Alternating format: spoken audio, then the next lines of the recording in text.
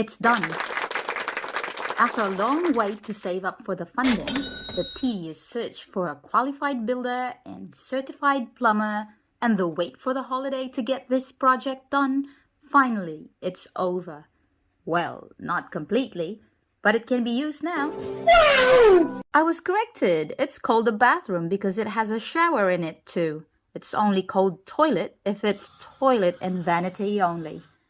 Since it's summer holiday, I was so hands-on. 2 builders came and started the framing. The plumber came later and we discussed the plumbing layout. It's really a good thing we're all Filipinos, kag mga Bisaya pa jud, so we understood each other.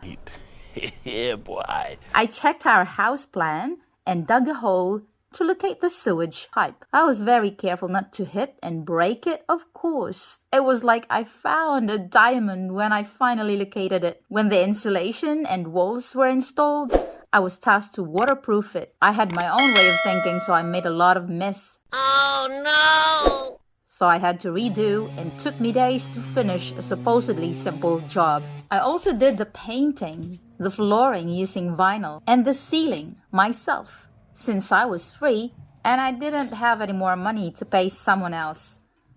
And of course, I wanted to learn more about this job. True enough, I have a lot of realizations.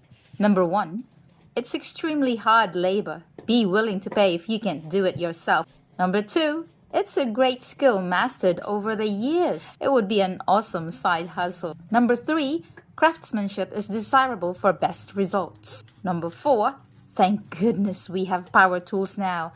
Imagine if we still live in the olden days. 5, for me, Bunnings is the cheapest items for DIY projects. It's my favorite shop. 6, anyone can learn the job if they put their hearts into it. And lastly, I love learning new things and keep growing. Eventually. Like what I've said, it's not completely done, but the rest of the jobs are beyond my capacity. The electrical and the window. But they will be on the way as soon as more funds become available. So no more unnecessary shopping for now.